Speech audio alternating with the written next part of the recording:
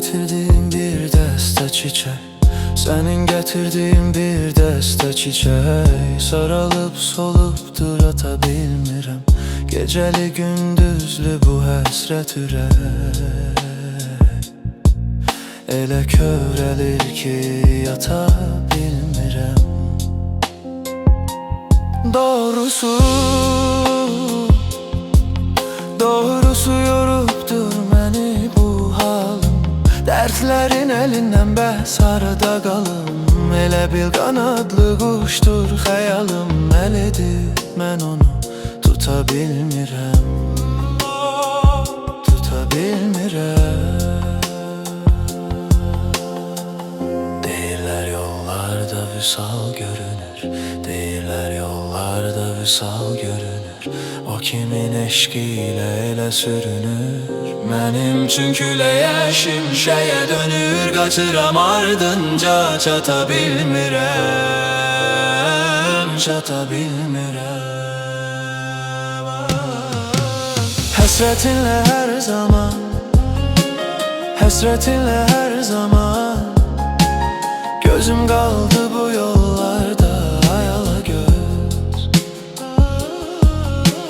Gözüm qaldı bu yollarda ayala göz. Kirpiklərin oxdur, qaşın kamandır. Kirpiklərin oxdur, qaşın kamandır. Gözəl məndən üz döndərmə amandır. Gözəl məndən üz döndərmə andır. Həsrətinlə hər zaman, həsrətinlə hər zaman. Gözüm qaldı bu yollarda ayala göz. Gözüm qaldı bu yollarda ayala göz.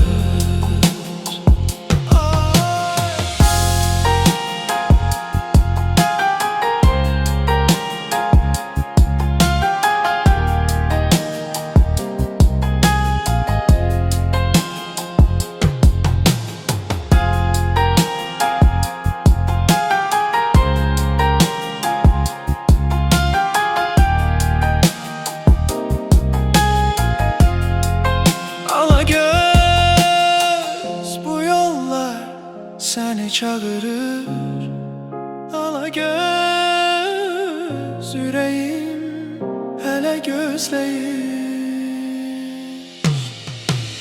Həsrətinlə hər zaman, həsrətinlə hər zaman. Gözüm qaldı bu yollarda ayala göz. Gözüm qaldı bu yollarda ala göz.